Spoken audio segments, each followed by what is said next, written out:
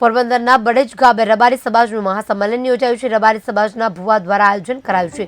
પોરબંદર લોકસભાના ઉમેદવાર મનસુખ માંડવિયાને ટેકો જાહેર કર્યો છે।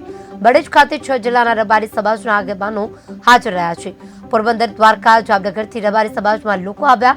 મનસુખ માંડવિયા સાથે અનેક નેતાઓ રહ્યા હતા હાજર। ભુવા હતા શ્રી દેતા હતા લાતા હતા ઉલવા ગામ પડે ભુવા પેણા દેશ માતાજી નંબર આજે જે અમે આ મીટિંગનું આયોજન કરેલું છે એ અમે ભાજપના સમર્થનમાં આપ્યું છે એટલે ભાજપ પર તો હતા એમ સમાજ હતો જ એમ એટલે હું તો કાયમી માટે ભાજપનું છું। સમાજ આખાને હું ભાજપમાં લઈ આવ્યો છું। મેં મહેનત કરી છે, મહેનત કરી બધાને હારે રાખ્યા। સમાજ આખો હારે રાખી આગેવાન બધા મારી હારે હતા। અમે બધું આ ગોઠવી બધાને ભેગા કરી પછી અમે ઉમેદવારોનું નક્કી કરી તારીખ નક્કી કરીને અમે બોલાવી અને આજે સમર્થન આપ્યું। અમે ભાજપ સાથે છે અને ભાજપ સાથે સમાજ આખો રહેવાનો છે।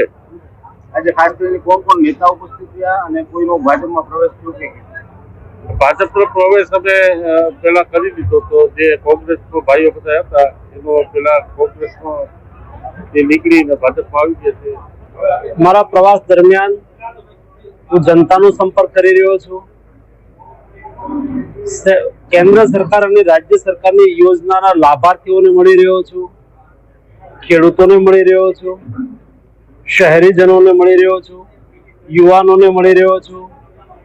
આ બધા જ લોકોનો મારો સંપર્ક કરવાનો થાય છે ત્યારે એનામાં ભારતીય જનતા પાર્ટી પ્રત્યેનો વિશ્વાસ દેખાય છે અને સાથે સાથે મોદીજી પ્રત્યેની શ્રદ્ધા દેખાય છે।